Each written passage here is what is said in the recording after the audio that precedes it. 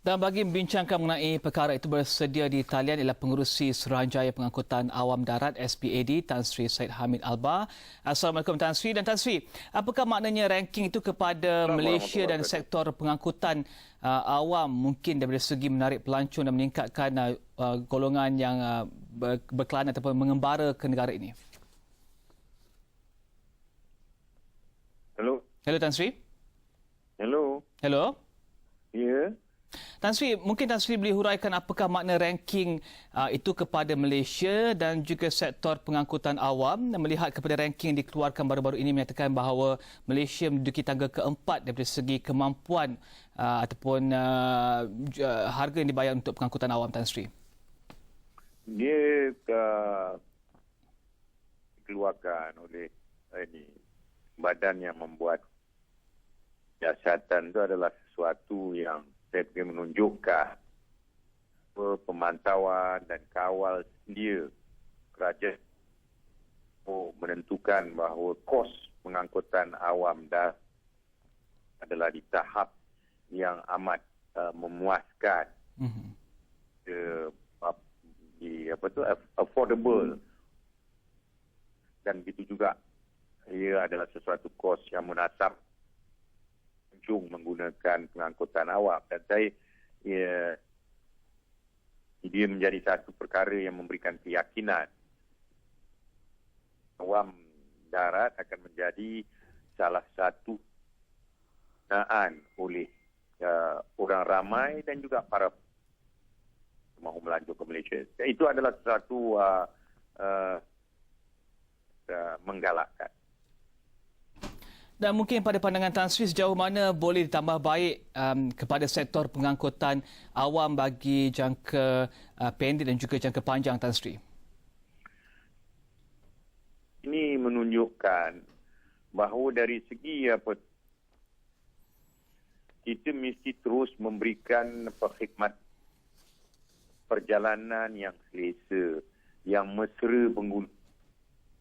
Masa yang sama, kerajaan dalam bajet yang baru-baru yang amat berhormat Perdana Menteri kita telah mengumumkan dua dengan peruntukan 23 bilion LR pada bandar utama Shah Alam sehingga 2 LR3 dengan 9 bilion dia punya peruntukan khidmatan kereta daripada tahun depan bulan April ETS akan dilanjutkan lagi sehingga ke Butterworth. Jadi ini semua adalah sebahagian daripada itu juga dengan yang diberikan untuk menentukan ada diskaun dalam perkhidmatan pengangkutan awam daripada Rawang, KL, Kuala Lumpur, Kelang, Kuala Lumpur dan Seremban, Kuala Lumpur. Dan untuk satu lagi cara untuk memperbaiki lagi ialah henti. Kerajaan telah mengumumkan bahawa akan dilaksanakan sistem di mana kita akan membayar operator-operator yang untuk kita lancarkan dengan peruntukan yang diberikan oleh kerajaan di Kuching, Ipoh, Seremban, Kuala Terengganu dan Kanga. Saya percaya langkah-langkah ini semua akan dapat menambah baikkan lagi sistem pengangkutan awam darat di peringkat menghubungkan bandar dengan dalam bandar dan juga di peringkat bandar dan kawasan-kawasan yang berdekatan dengan bandar untuk memberikan perkhidmatan yang lebih baik kepada orang ramai. Dan Tan Sri, teruskan Tan Sri. Teruskan. Kita punya target untuk pengangkutan awam darat di peringkat bandar ialah supaya pengangkutan awam ni dapat memainkan peranan memberikan 40% ada public transportation mode share by 2020. Jadi kita berharap dengan adanya penambahbaikan ini, pengangkutan awam lebih-lebih lagi rail akan dapat penambahan pengguna rail selain daripada 60% daripada bas, taksi dan sistem pengangkutan awam darat yang lain. Okey Tan Sri, dan soalan terakhir saya Tan Sri, kebetulan Tan Sri berada di sini dan sebelum ini Suruhanjaya Pengangkutan ataupun Perkhidmatan Awam Darat SPAD mengemukakan permintaan pengusaha bas ekspres untuk menaikkan tambang bas hingga 30% kepada kerajaan. Mungkin Tan Sri ada jangka masa bila ini akan dilaksanakan dan sama ada ini akan dilaksanakan dan mungkin laluan-laluan mana yang mungkin terkesan daripada kenaikan ini Tan Sri?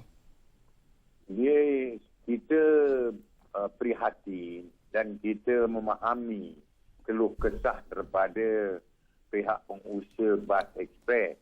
Sebab itu kita telah pun membentangkan kepada kerajaan untuk kita memberikan peluang untuk mereka menaikkan tambang berasaskan kepada peningkatan kos.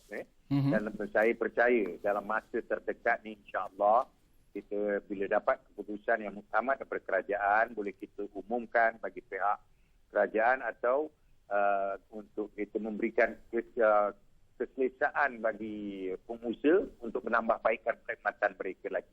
Memang kosnya nampak sudah oleh kerana peningkatan kos-kos lain, nampak dah terkeluar daripada kos yang reasonable untuk mereka menjalankan usaha mereka dalam perusahaan industri bas ekspres.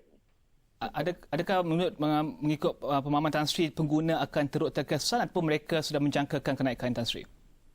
Saya fikir pengguna pun menjangkakan kenaikan. Tapi soalnya kita nak tentukan, kenaikan ini tidak mendatangkan masalah kepada pengguna. Sebab itu kita mengambil masa. Walaupun banyak desakan, kita ambil masa pasal kita nak tengok bagaimana kita tentukan pengusaha beruntung dan juga pengguna tidak berdepan dengan tekanan yang membebankan. Jadi inilah seimbangan yang mengambil masa sikit. Saya minta maaf kerana kita ambil masa, tapi kita dah bentangkan kepada kerajaan. InsyaAllah saya fikir kerajaan akan buat keputusan tak lama lagi. Okey, terima kasih Tan Sri. Terima kasih. Dan itu tadi adalah Pengerusi Suruhanjaya Pengangkutan Awam Darat SPAD, Tan Sri Syed Hamid Alba, memberikan pandangan tentang pengangkutan awam di Kuala Lumpur adalah antara yang berpatutan dan juga kenaikan harga jangkaan kenaikan harga tiket untuk bas ekspres.